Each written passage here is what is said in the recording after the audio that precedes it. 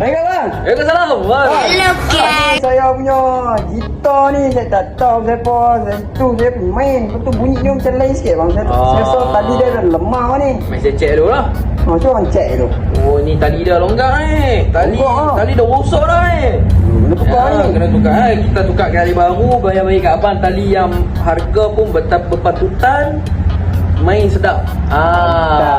Itu ngah. Abang bagi saya masa 30 minit.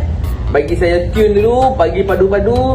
Nanti abang main balik 30 minit lah. 30 minit. Saya pitok sini dulu lah. Tengah cinggir. Cingjak lah. Clear. Woi, lembu. Bang. Ha? Ini saya minggu lepas main dah. Abang tukar tadi dah. Tapi aduh, kok bunyi cukup pelak. Bunyi pelak. Pelak biasa. Macam mana ni? Cek tu. Oh, tu dah. Macam tu cek. Ini tali dah ni. Dia punya pedal dah longgar ni. Oh, longgar. Pedal longgar, tali kena tune balik ni. Saya rasa tali silap tune ni. Tak apa. Apa yang tune? Saya tune. Mungkin salah saya lah. Saya tak apa. Ni kena set up sikit. Sebabkan salah saya bagi abang percuma. Saya buat percuma je. Saya ni percuma. Bagi masa 5 minit lah. 5 minit lah. Ni syak je ni.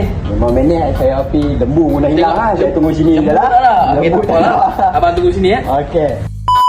Dah siap bang. Dah siap lah. Alhamdulillah dah siap. Mari saya test sebab abang lah. Alright. Abang tak percaya pula. Saya nak ikan ni. Lagu apa? Koko. Macam ni mainnya macam ni. Kaki kena silang macam ni.